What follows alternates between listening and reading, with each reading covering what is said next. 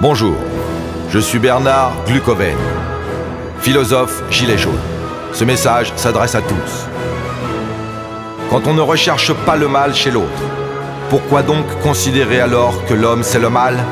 Non, certains hommes sont le mal. Nous déterminons notre manière d'appréhender le monde en fonction de ce que nous faisons. Il existe donc autant de façons de penser qu'il existe de façons d'être.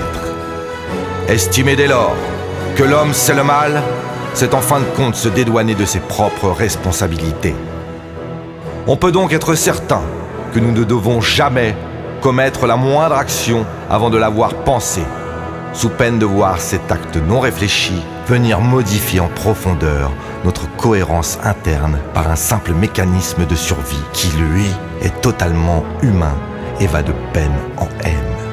En étant exemplaire, l'homme droit se protège de la justice, certes, mais surtout, il se protège de lui-même et des génuflexions mentales et morales qu'il va devoir adopter pour pouvoir accepter son existence.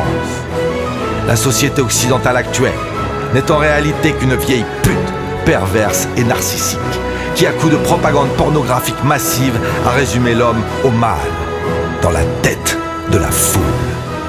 Cette même foule qui aujourd'hui se lève pour dire « Merde, ce n'est pas moi le mal, c'est vous ! C'est vous qui matin, midi et soir me traitez de raciste, de fasciste, de xénophobe, d'antisémite, de réactionnaire, d'immigré, d'utopiste, de terroriste, de complotiste, de souverainiste, d'internationaliste, de sexiste, de gauchiste, de pédophile, de pollueur, de croyant, de pauvre con, de sans-dents, de réfractaire ou de gitan. Les gilets jaunes ne sont pas une contestation sociale, messieurs les éditorialistes. Les gilets jaunes ne sont pas une révolution, messieurs les philosophes. Les gilets jaunes ne sont pas le mal, messieurs les politiques. Construits d'actes et de pensées, ils sont la dignité. Vive les gilets jaunes et vive le nouveau monde.